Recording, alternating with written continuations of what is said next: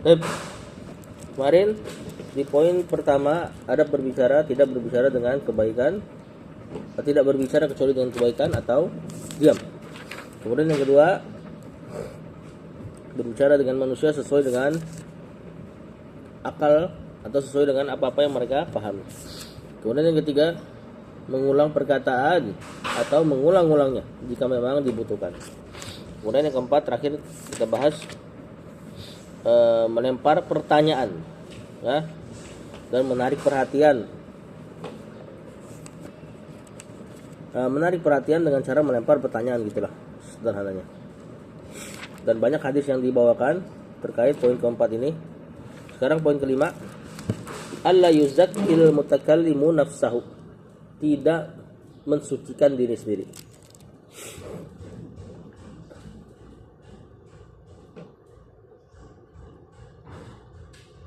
Allah Ta'ala berfirman, fala tuzakku anfusakum, janganlah kalian mensucikan diri kalian sendiri. Maksudnya ini adalah antum mengucapkan sesuatu yang tidak ada pada diri antum dalam rangka untuk menaikkan diri antum sendiri. Di sini bukan berarti janganlah mensucikan diri sendiri, berarti jangan membersihkan diri, bukan. Yakni jangan memuji diri sendiri yang pujian tersebut tidak ada pada diri antum, atau mungkin ada pada diri antum tapi tidak ada hajat untuk memuji diri sendiri. Misalnya antum ahli puasa, kemudian antum mengungkapkan sesuatu yang menunjukkan kepada orang bahwasanya antum ahli puasa, tidak ada hajat pada hal tersebut, nggak ada kebutuhan. Berarti ada dong memuji diri sendiri tapi ada kebutuhannya, ada. Seperti Ibnu Mas'ud ketika dia mengatakan bahwasanya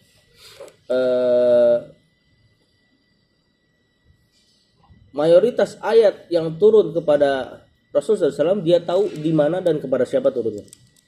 Ini dalam rangka menaruh kepercayaan kepada murid-muridnya bahwasanya ilmu Al-Qur'annya pantas diambil.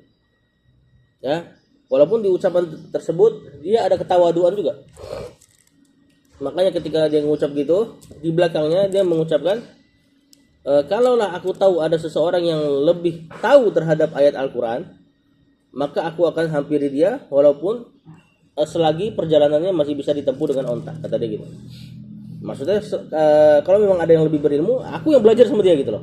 Nah di situ kan ada ketawaduan. Begitupun Rasulullah SAW mengatakan ana sayyidu bani Adam. Aku adalah sayyidnya anak Adam. Nah ini bukan memuji diri sendiri. Makanya beliau katakan setelahnya tidak ada kesombongan pada kalimat ini. Nah, ini untuk menjelaskan saja kedudukan, dan biasanya ada hajat. Kalau ada hajat nggak apa-apa. Nah, misal antum anak kecil, kemudian ada orang yang salah berfatwa dalam agama, antum dengar, kemudian antum tahu hukumnya. Nah, antum kasih tahu, Pak jawabannya yang benar begini misalnya, dengan cara yang dengan adab yang bagus tentunya ya. Nanti misalnya ada orang mengatakan, tahu apa kamu anak kecil? Misalnya, maka perlu tuh untuk antum katakan apa yang ada pada diri antum dalam rangka mengambil kepercayaan orang bahwasanya antum pantas diambil ilmunya.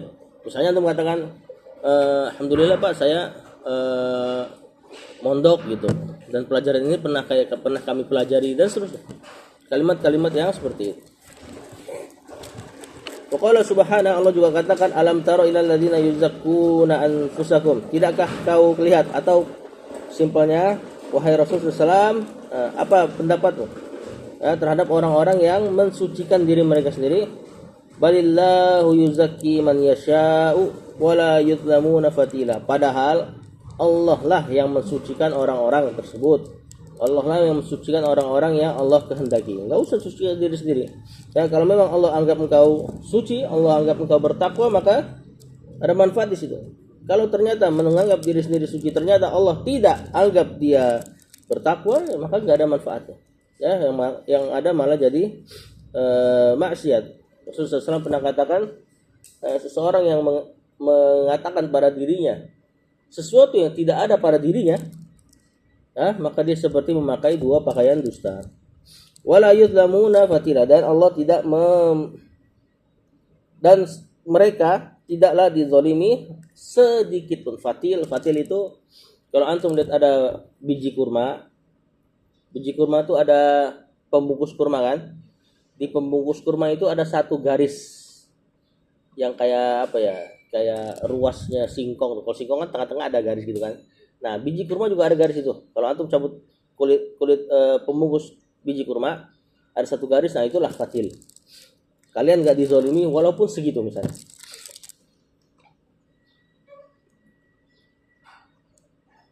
Nah, ucapan Allah mensucikan orang-orang yang Allah kehendaki, maksudnya adalah Allah mensucikan orang-orang dari dosa. Ya, Allah mensucikan orang-orang yang Allah kehendaki dari dosa-dosa mereka. Yaitu dengan cara memberikan taufik kepada hamba tersebut untuk beramal dan menolongnya dalam beramal tersebut. Beliau bawain hadis masih dalam poin yang sama. Fa fi sahihain an Abi Bakrah radhiyallahu anhu. Dari Abu Bakrah, qala athna rajulun ala rajulin. Seseorang memuji seseorang yang lain indan Nabi, di samping Nabi. Faqala, kata Rasulullah SAW, wailak, celaka kau. Ya, ini pujian akhirat. Pujian akhirat sebisa mungkin jangan dipuji depan orangnya. Qato ta'unu ko akhika salah. Qato ta'unu ko akhika salasan. Rasulullah SAW mengucapkan kalimat ini 3 kali. Engkau telah memotong leher saudaramu. Engkau telah memotong leher saudaramu. Engkau telah memotong leher saudaramu. Tatkala ada orang lain memuji orang yang lain dengan pujian akhirat. Maksudnya, Masya Allah antum nih, misalnya, ya, wajahnya cerah, pasti sering sholat malam, ya. Ucapan-ucapan seperti itu. Ya, Masya Allah antum ahlus sedekah dan sebagainya. Masalah yang ada kaitannya dengan akhirat, jangan dipuji depan orangnya. Ya, kalau dipuji di belakang nggak apa-apa. Karena kalau dipuji depan orangnya, khawatir dia senang, lalu belok hatinya, yakni niatnya berubah, habis. Khawatir jadi ujub. Ya, ujub teman-temannya riya tuh. Maka nanti khawatir batal amalannya. Di atas pendapat yang memang mengatakan amalan bisa batal terhadap pujian. Ada pendapat yang mengatakan yang sudah berlalu ya berlalu. Ya. Kemudian kata Rasulullah SAW, "Man kana minkum madihan la mahalata." Kalau di antara kalian ada yang mau memuji, la mahalata, enggak apa-apa sih, kata Rasulullah SAW. Falyaqul, bukan enggak apa-apa. La mahalata, maksudnya harus memuji. Kalau ada di antara kalian yang memuji dan harus memuji, enggak muji gitu ya. Maka katakanlah, nih Rasulullah SAW ajarkan memuji seseorang. Ahsibu fulanan, aku mengira fulan seperti ini. Wallahu hasibuhu, tapi Allah yang paling tahu terhadap orang tersebut. Wala uzaki 'alallahi ahadan, aku enggak mensucikan, aku enggak merekomendasi di hadapan Allah seorang pun. In kana ya'lamu, kalau memang dia tahu terhadap pujian tersebut. Maksudnya gini, orang itu memuji seorang, misalnya Masya Allah ya fulan ya, begini begitu, begini dan begitu. Kemudian tutup belakangnya dengan ucapan, kalau antum bisa pakai bahasa Arabnya, bahasa Arabnya. Yakni asibu fulanan wallahu hasibu. Misalnya fulan di situ adalah Zaid, asinu Zaidan wallahu hasibu wala uzaki 'alallahi ahadan. Ucapan kali ini. Atau dengan bahasa Indonesia saja. Misalnya antum habis memuji seseorang, tutup di belakangnya dengan perkataan ini. Ya ini perkiraanku aja ya terhadap si fulan, tapi Allah yang lebih tahu dan aku tidak merekomendasi, aku tidak mensucikan seseorang di hadapan Allah. Nah, ini Rasulullah SAW ajarkan untuk diucapkan kalau memang harus muji orang. Maksudnya gimana sih kalau memang harus muji orang? Misalnya itu ada maslahat ketika memuji dia, ya bisa menjadi pendorong amal, ya bisa jadi bikin semangat orang lain dan sebagainya.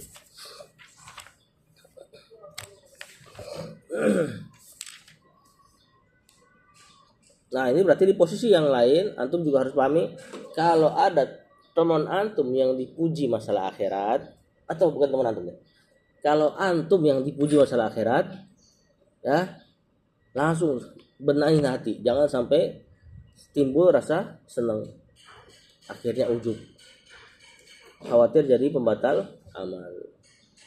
Adapun pujian dunia maka enggak ada masalah situ. Yang keenam, makanya ada satu asar, ana lupa ya, hadis, kalau nggak salah hadis tentang Uqasyah. Itu perawi hadisnya mengatakan dia lagi menjelaskan bahwasanya dia suatu malam begini dan begitu, melakukan satu hal. Kemudian habis dia ngomong kayak gitu, dia langsung cepet-cepet ngomong, tapi aku nggak sholat ya. Ini lagi nggak bisa tidur aja. Yang mana orang pada saat itu kalau tahu ada orang malam nggak tidur, ya dugaannya udah pasti sholat malam. Nggak mungkin lah zaman dulu scroll. Nah lihat bagaimana para salaf itu jaga hatinya. Tatkala ada potensi dia dipuji, dan apalagi pujiannya dia nggak lakuin, ya gue nggak sholat malam gitu loh, cuma lagi nggak bisa tidur aja, maka dia langsung ungkapkan buru-buru. Ya, jangan justru malah senang, jangan justru ada potensi wah ini bakal dipuji nih, terus misalnya atau lagi ngomong malam-malam enak ya cuaca malam nih. Ada orang mungkin akan mengira wah berarti lagi sholat malam nih, ya jangan malah diam, langsung tutup pintu itu. Ya sama kayak orang ngomong hafalannya berapa deh, antum katakan alhamdulillah nggak banyak misalnya gitu, dalam rangka antum pengen ditebak-tebak, oh kayaknya 29 juz nih nggak banyaknya, oh kayaknya 18 juz nih nggak banyaknya, padahal ya nggak banyaknya beneran. Kalau emang nggak banyaknya beneran udah ungkapkan aja, hafalannya berapa deh, alhamdulillah nggak banyak, oh yang bener nggak banyak, bener 3 juz misalnya gitu aja. Jangan sampai antum malah tahan tuh 3 juz, padahal memang nggak banyak kan, bener kan? Tapi dia ngeduganya nggak banyak itu 11, 12, ini kan lumayan. Cuma namanya orang awam dia nggak tahu, dia taunya kalau pondokan ya harus 30, nggak banyak berarti di bawah 15 gitu kan, 14 misalnya. Nah, ketika ada indikasi orang menganggap sesuatu pada diri antum yang antum nggak ada, yang antum nggak melakukan itu, maka tutup juga. Ya, ini termasuk wala yuzakku anfusakum.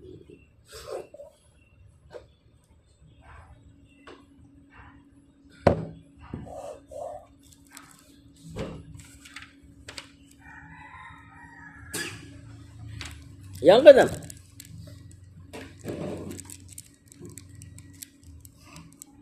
yang keenam dikasih tambahan dari poin yang kelima tadi. Tidak boleh poinnya nomor 5 tadi, tidak boleh mensucikan diri sendiri. Yang keenam, kecuali idah tamma zulman, jika tertuduh secara zalim. Assalamualaikum warahmatullahi wabarakatuh. Wahtaja, dan butuh ila tazkiyati nafsihi, butuh mensucikan diri sendiri. Fala ba'sa, maka enggak apa-apa. Tadi tertuduh secara zalim tadi belum Anda bahas. Kalau yang ada hajat tadi seperti Ibnu Mas'ud, maka boleh. Rawat Tirmizi, mereka Imam At-Tirmizi wa qala hasan sahih an Abi Abdurrahman As-Sulami. Qala lamma hudira Utsman, tatkala Utsman dikepung. Utsman bin Affan, khalifah ketiga yang dia terbunuh di rumahnya sendiri tatkala terjadi pemberontakan.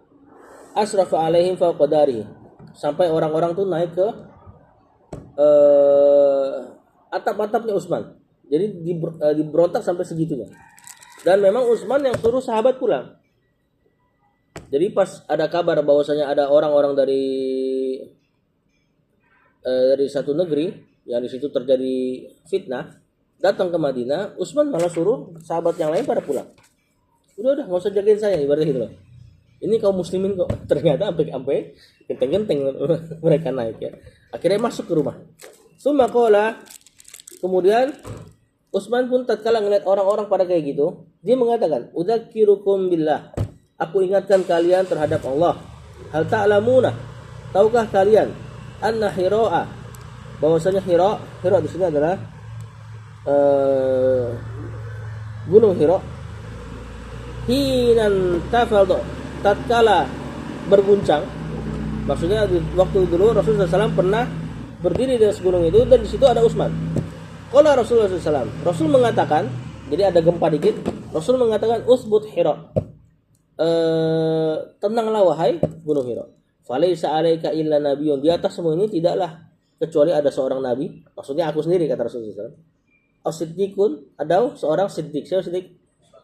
Abu Bakar, au syahid, dan seorang syahid. Jadi di kejadian ini adalah ketika kejadian Rasulullah SAW sama Abu Bakar sama Utsman. Nah, dia ingatkan nih ke orang-orang yang berontak, ya, nih aku ingatkan kalian, aku ini enggak seperti yang kalian tuduh, gitu loh. Rasul pernah bersamaku dan Rasul mengatakan ini. Kemudian qalu na'am, orang-orang ini pun mengatakan iya. Qala, Utsman bilang lagi, "Udzakirukum billah, aku ingatkan kalian terhadap dengan nama Allah. Hal ta'lamuna, tahukah kalian anna Rasulullah SAW qala, bahwasanya Rasulullah SAW berkata fi jaisil usrah, pada perang Tabuk di sini yang maksud. Man yunfiqu nafaqatan mutaqabbalatan, barang siapa yang berinfak dengan infak yang diterima, wan nasu mujahaduna mu'siruna, dan manusia lagi dalam keadaan susah. Mau perang Tabuk tidak ada bekal, nggak ada makanan, nggak ada kendaraan. Tabuk itu Romawi, Syam. Antum bayangin dari Madinah ke Syam jalan kaki. Maka itu perang paling memfitnah banyak kaum muslimin. Makanya ada orang-orang hebat di sana terfitnah seperti Ka'ab bin Malik.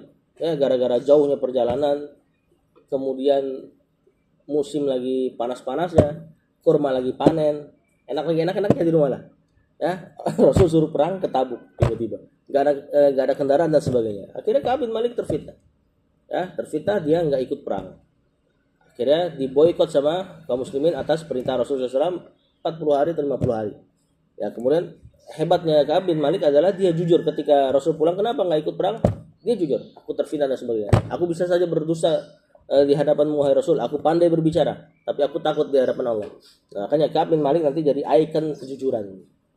Allah katakan, ya ayyuhalladzina amanu ittaqullaha wa kunu ma'as shadiqin, dan bersamalah kalian terhadap orang-orang jujur. Itu turun buat Ka'ab bin Malik. Tatkala perang ini Rasulullah SAW katakan, barang siapa berinfak dengan sedekah maka pasti diterima. Ya, pada perang ini. Fahajjastu dzalikal jaish, maka aku yang membiayai perang tersebut. Itu sampai pernah dikalkulasikan, ana lupa tuh sedekahnya Utsman saat itu.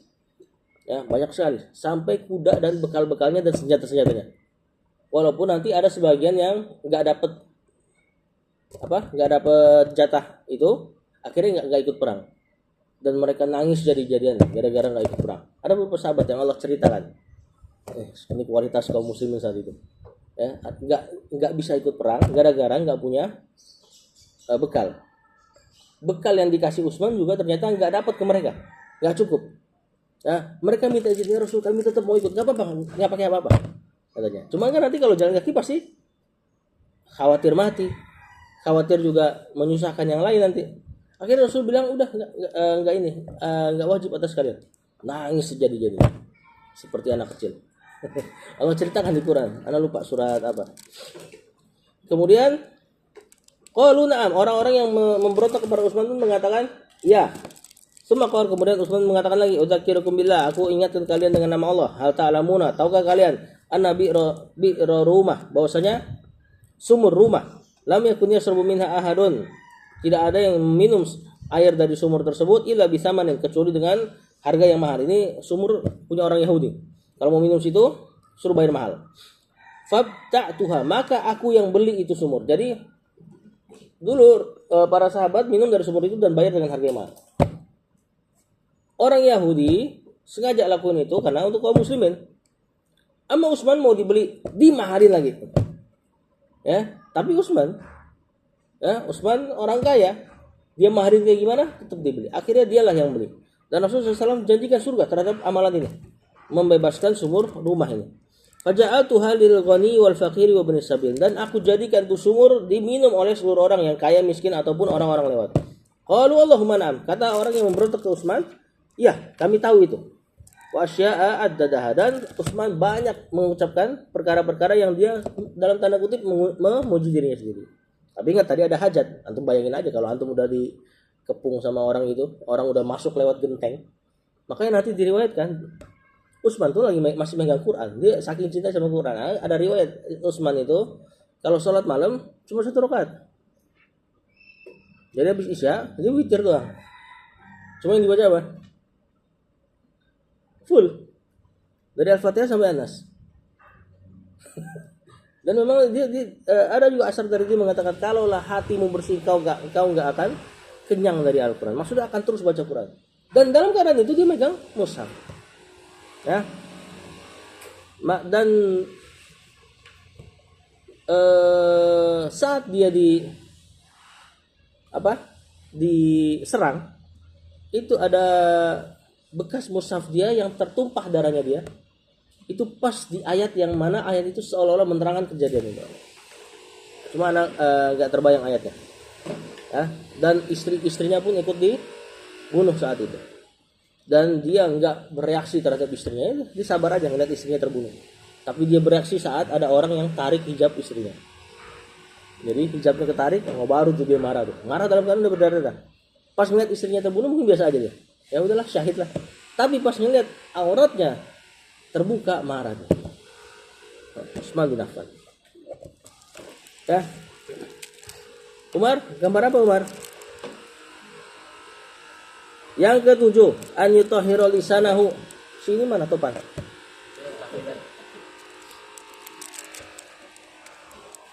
Hendaknya seseorang membersihkan lisannya minal fahsyi, dari ucapan keji, wal badzaati, sama keji, walau mazihan, walaupun bercanda. Nah, keji di sini bisa perkataan yang memang buruk atau jorok. Tahu jorok ya? Yang ngarah-ngarah ke zina. Rawi Tirmidzi wa hasanahu an Abdullah bin Mas'ud.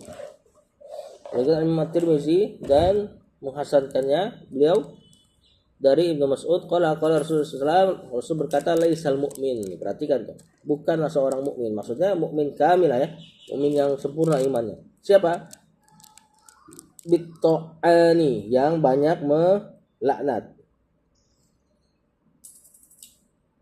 atau banyak menghibah. Di sini maknanya banyak menjatuhkan kehormatan orang lain, orang yang suka mencela lah. Walal la'anina, ya ini baru laknat ya. Dan juga bukanlah orang mukmin yang banyak melaknat. Walal fahish, dan orang yang banyak ngomongin hal-hal yang jorok.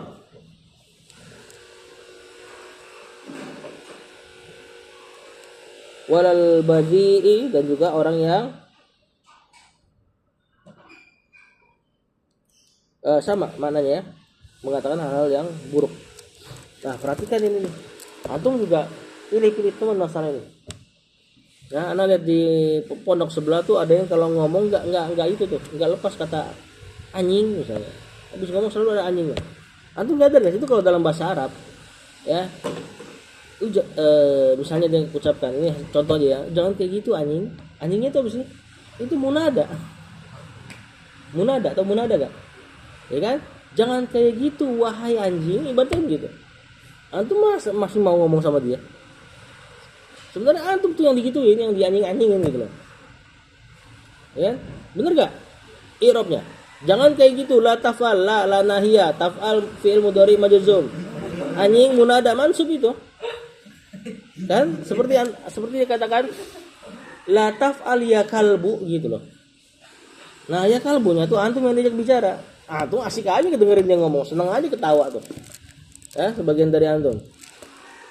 Nah, kayaknya di sini nggak ada lah yang suka main sama dia tuh. Tadi baru lewat tadi tuh. Nah, itu jangan diajak ngobrol tuh orang-orang kayak gitu.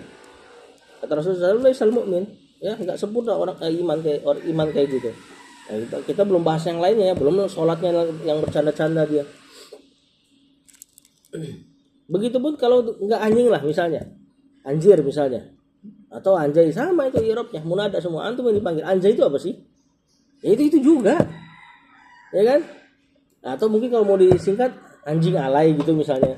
Apakah anjing alay berarti anjingnya jadi lucu gitu, anjing yang kakinya pendek misalnya gitu kan? Tetap aja penghinaan buat antum. Ya, dan seluruh anjing yang lainnya lah. Ya. Kan nggak kita katakan kalau dia bilang anjing berarti anjingnya galak, helder gitu. Nggak, anjay berarti anjingnya lucu, anjing papi misalnya, anjing apa. Enggak, tetap itu hinaan buat antum. Kalau sering diucapkan itu hinaan buat antum. Jangan malah dinikmati bicara sama orang-orang seperti itu. Apalagi ada gak di ini teman-teman antum yang ada imbuhannya deh selalu? Kalau nggak anjir apa tuh? Ada gak? Misalnya, Nah, apa coba? Jangan itu bahasa buruk juga tuh dari orang-orang Jawa Timur kalau nggak salah. Ya, apa artinya? Coba kalau mau cari arti aslinya. Aduh.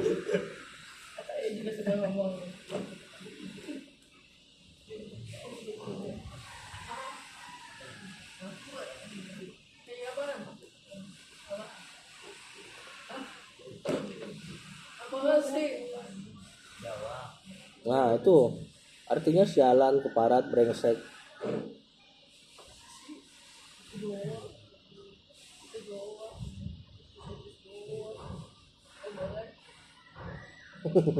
Oh, jadi sejarahnya ini nama tank.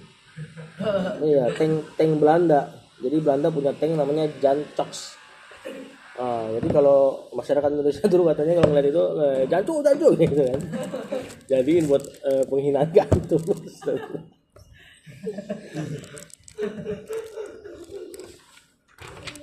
Kemudian yang kedelapan, tarkul jidal wal miro. Meninggalkan jidal tuh sebenarnya jidal boleh ya. Wajadilhum billati ya. Kata Allah, debati dia. Ini terjemahkan satu aja deh. Tarkul jidal wal miro, meninggalkan debat kusir. Nah, sebenarnya yang tercela ini miroknya nih. Debat kusir itu debat yang antum pengen antum menang. Debat yang ngotot-ngototan. Udah tegak hujah, antum malu untuk mengakuin kalah, antum datangkan hujah lagi, ngeyel lah ibaratnya. Nah, ini debat yang nggak boleh. Adapun debat dengan baik itu gimana sih? Antum saling beradu argumen untuk menimbulkan kebenaran. Maksudnya menampakkan kebenaran. Nanti kebenarannya ini manfaatnya bisa buat antum sendiri atau pendengar atau orang yang menyaksikan debat. Jadi kan debat kadang-kadang kaum muslimin zaman dulu biasa diadakan debat, nanti ada penontonnya. Nah, penontonnya inilah yang ngambil manfaat dari debatnya. Walaupun misalnya debatnya alot nih, tapi sebenarnya udah timbul tuh kebenaran. Akhirnya beberapa kaum muslim mulai udah nggak, oh iya kayaknya dia ini yang benar. Udah manfaat itu.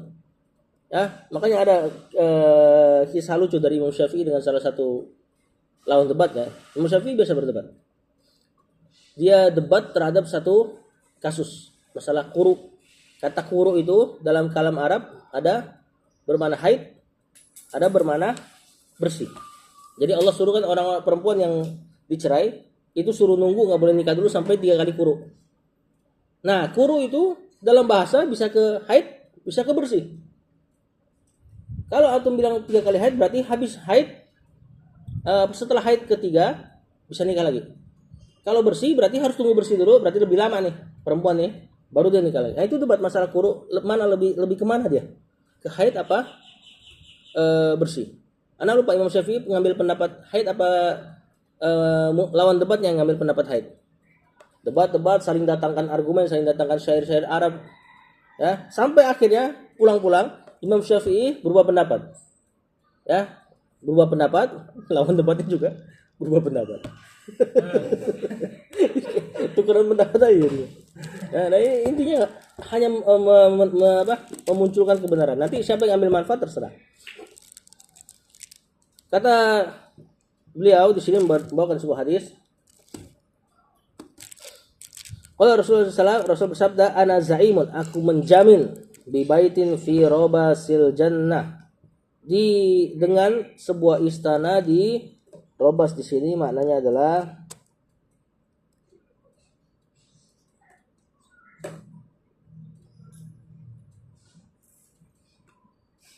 pinggir. Aku menjamin dengan sebuah istana di pinggir surga, liman tarakal miro, untuk orang yang meninggalkan debat kusir. Ya, jadi kalau sudah debat, sudah ngarahnya ngotot-ngototan, dia nggak mau ini, udah tinggalkan. Ya. Wa in kana muhiqqan, walaupun dia tuh benar. Walaupun antum yang mendebat perkara ini benar di sisi Allah, lebih dekat dengan dalil, tapi orangnya udah ngotot-ngototan, udah tinggalkan. Nanti Rasulullah SAW jamin antum dapat istana di pinggir surga. Kok pinggir sih? Sabar. Wabi baitin fi wasatil jannah, dan aku juga menjamin rumah di tengah surga. Nah, tentu lebih ini ya, lebih nikmat makin ke tengah.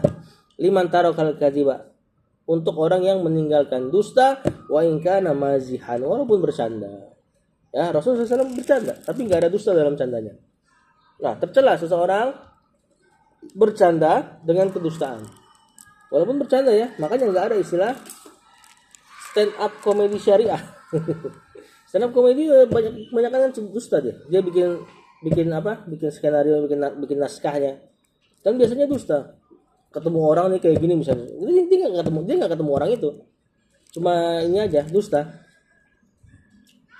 Apa contoh bercanda Rasulullah SAW? Dan dia nggak dusta. Misalnya dia, ada nenek-nenek yang bilang, ya Rasul, apakah aku masuk surga? Kata Rasul, gak ada nenek-nenek di surga. Nangis tuh nenek-nenek. Terus ya disamperin sama sahabat, ditanya, kenapa nangis? Kata nenek-nenek ini ya diceritakan lah.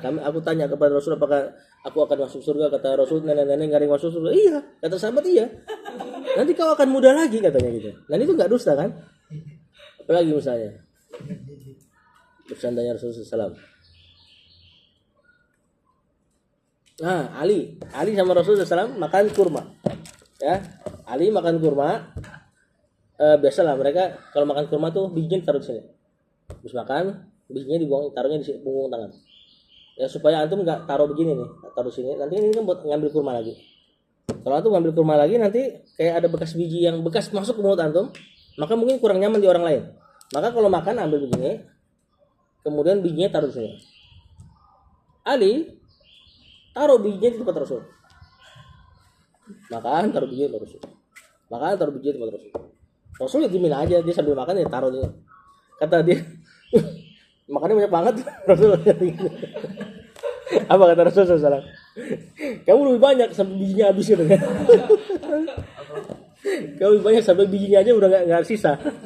Kan di Rasulnya dituduh bijinya banyak berarti makannya banyak kan?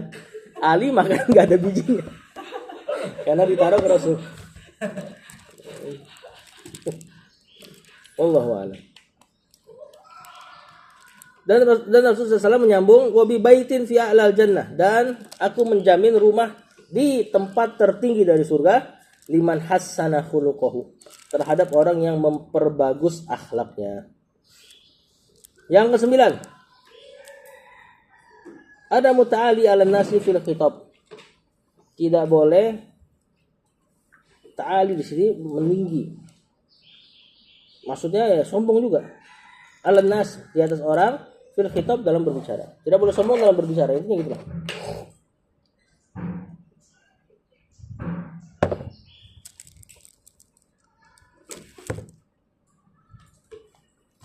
Rawi Muslim an Iyad bin Himar al-Mujashi'i radhiyallahu anhu anna Rasulullah sallallahu alaihi wasallam qala zata yaumin fi khutbati.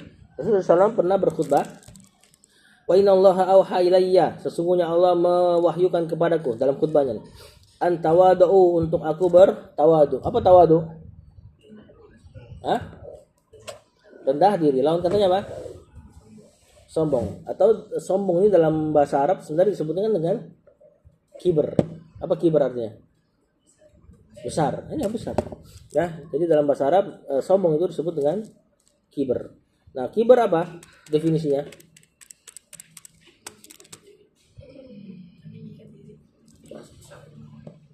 Bukan. Dalam hadis Rasulullah SAW.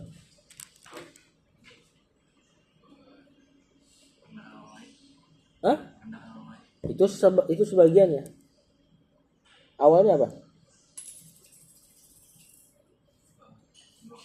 Menolak kebenaran. Batarul haq wa ghamdun nas. Sombong itu atau kibar itu menolak kebenaran dan merendahkan manusia. Nah, maka tawadu antum definisikan terbalik udah. Menerima kebenaran dan tidak merendahkan manusia. Rasulullah SAW mengatakan Allah mewahyukanku untuk aku bertawadu, untuk kalian bertawadu afwan. Hatta la yafkhara, sampai kalian tidak sombong. Ahadun ala ahadin, salah seorang dari kalian kepada yang lain, tidak saling menyombongkan diri. Wala ya bagi ahadun ala ahadin, dan akhirnya kalau sudah sombong, sudah merendahkan orang lain, maka kalian akan ya bagi berbuat melampaui batas salah seorang dari kalian dengan yang lainnya. Yang ke-10, ada mutanabuzi bil alqab, tidak boleh mencela dengan lakop, julukan. Allah Ta'ala wala tanabazu bil alqab, janganlah kalian saling mencela dengan julukan. Janganlah saling kalian memanggil dengan julukan yang buruk. Bisal ismul fusuqu ba'dal iman. Lakop buruk itu adalah seburuk-buruk nama setelah antum beriman. Antum kan udah beriman gitu loh. Jangan manggil teman dengan panggilan yang buruk. Ya, bebek misalnya. Kecuali memang ada sesuatu pada dia yang antum harus panggil dia. Misalnya memang, dan itu bukan dipanggil ya. Misalnya ada orang yang memang pincang. Ada orang tanya, misalnya nama dia Ahmad, yang satu Ahmad nggak pincang, yang satu Ahmad pincang. Ada orang nanya, Ahmad ada nggak misalnya gitu kan? Terus antum katakan yang mana? Ahmad pincang. Oh ada misalnya. Kalau kayak gitu nggak apa-apa. Kalau dipanggil Cang, Sincang misalnya kan, maka ini nggak boleh. Panggilan buruk. Apalagi yang di sini ada teman-teman antum ada nggak? Hah? Gepeng. Siapa tuh Gepeng? Yang enggak, yang masih ada nih, yang masih ada di sini. Habib Gepeng.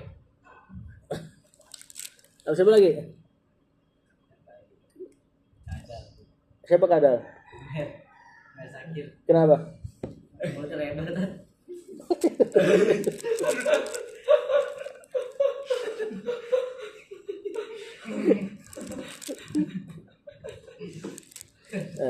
Kurang-kurangin lah.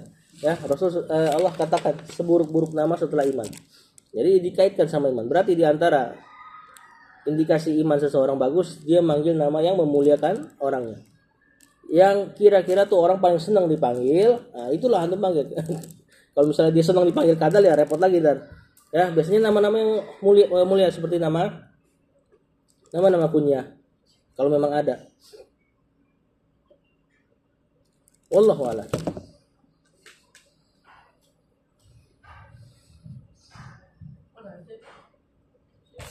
Sallallahu ala nabiyina Muhammad wa ala alihi wa sahbihi wasallam.